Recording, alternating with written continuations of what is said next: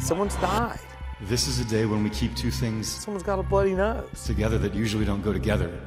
Something happened. And that's called mourning and hope. It's 29. That's what it is right now. There was definitely some arguing, and then that's when I heard the whole crashing down, and like it sounded the whole side of the building just completely collapsed. So you had 51 points that you felt 51 were mishandled by police. Is it fun? Is that his cell phone? Yeah, definitely.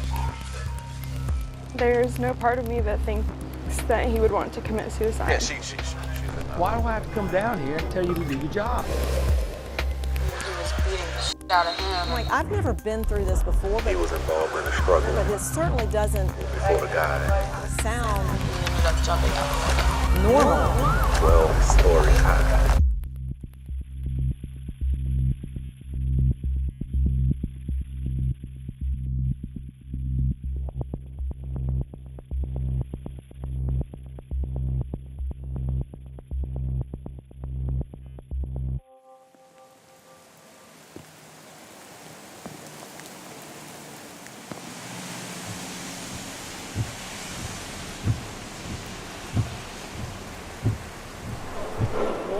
Hey, Scott. Hey, nice to meet you. Nice to meet you. I first met Scott in April on a wretched, gray, miserable day. It just kept raining and raining, flooding. I'm not New Orleans naive. These big cities, they're great until something bad happens. When something bad happens,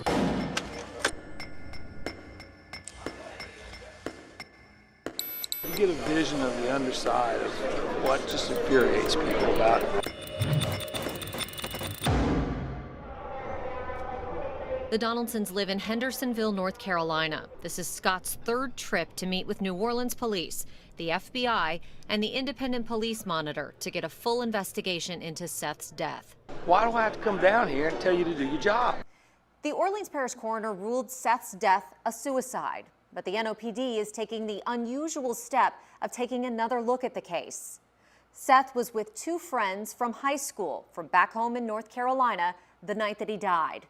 We're calling them John and Kelly. Those aren't their real names because they're witnesses to a crime, not criminal suspects. Here's what happened. At 10:11 p.m., Seth took this picture with a close family friend while working at Gree Restaurant. Shortly after, he spoke with Amy on the phone about his future. He started his countdown, 20 more days till I come home. 1:23 a.m., Seth gets a text from John, a high school friend from North Carolina, saying, "I'm waiting outside at the Chop Yard Bar." At approximately 2 a.m., Seth sends a picture to another North Carolina friend who asked not to be identified. The last thing that he sent to me on Snapchat was a picture of him taking a tab of acid, and I knew that he had never really done that.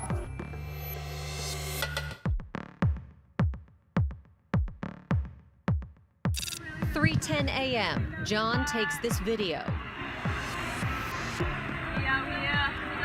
Approximately 5 a.m., Seth returns to the Saratoga Lofts building with John and Kelly.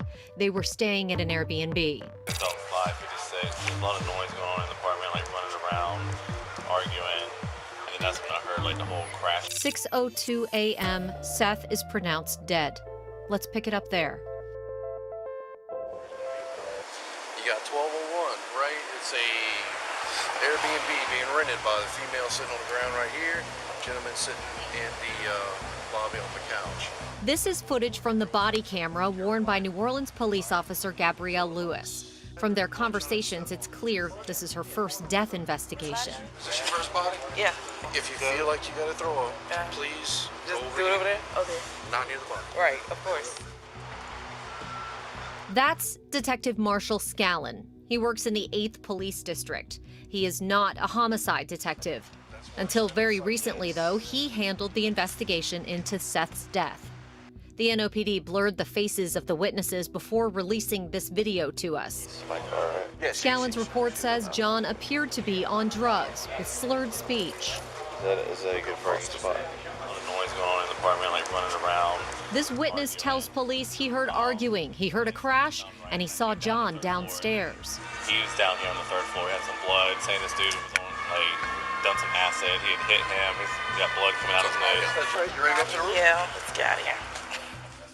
Up in the room, the body camera shows the shattered window, clothes all over the room, and a couch with a broken arm. Blood splatter going from the bathroom to sink. Police find blood in the bathroom, trailing through the apartment and by the bed.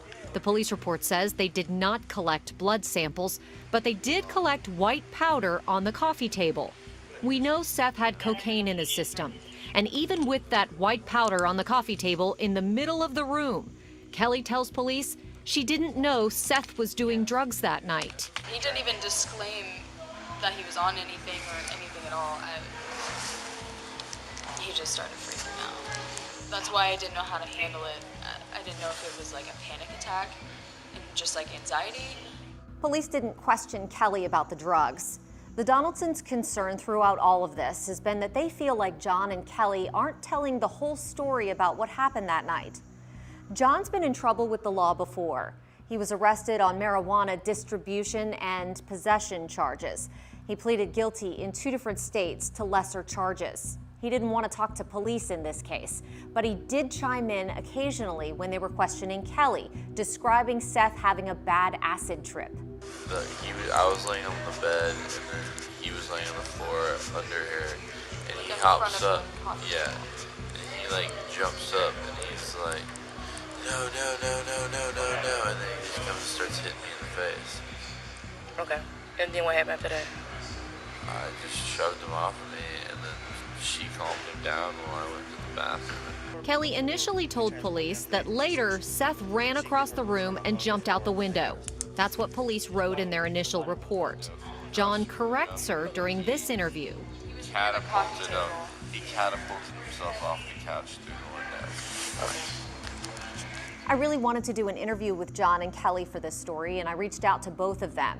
Kelly never responded. John did on Facebook Messenger, saying Seth punched through the window that night and then jumped through it. Please quit asking for information and let my friend rest in peace. Is that his cell phone? The phone, one of Amy's biggest problems with the investigation. She says investigators didn't care to look at it and that they essentially lost it. The initial police report says it went with the coroner, but this evidence log says otherwise. She asked Detective Scallon about it. Where is Seth's phone? I have no idea where Seth's phone is. It could be with the Airbnb. We have no idea. Why don't you have any idea where Seth's phone is? Finally, Amy got an answer, not from police, but a North Carolina woman Amy barely knew. She said she had the phone and that her son had gotten it from John. Nowadays, how do you not think about a phone being something to justify suicide versus homicide? The Donaldsons hired a digital expert to examine the phone after Scallon told them the NOPD didn't have the software to do it. That expert says the phone had no texting app, no search history, and no Snapchat on it. We know Seth used Snapchat that night. Remember, he messaged his friend. Sorry, it's kind of hard to talk about it. He had so much going for him. Like, he loved cooking. He loved life. He had tons of friends. Like, the boy could not go somewhere without making a new friend. He had more plans for himself. Did Seth Donaldson want to die? If it wasn't a homicide, that's the question investigators had to answer. The Donaldsons say they don't feel like anyone did. Their meeting with the Orleans coroner, Dwight McKenna, did not go well. We're just grieving parents. We want to know what happened. We want to know why you're calling this a suicide. McKenna just did not diffuse the situation. He's a bully. He told us to let the dog and pony show begin. In Seth's case, McKenna isn't budging. You do your duty for your kid to get him through school. You know, you fight for your kid, and damn it, we're going to fight for this kid when he can no longer speak for himself. Because that's what we do. Police only gave new life to the case because of Scott and Amy. Is my love for him going to go away? Is my memory for him going to go away? You know, and you don't want it to go away, so you kind of wonder, should I stay in this awful place forever?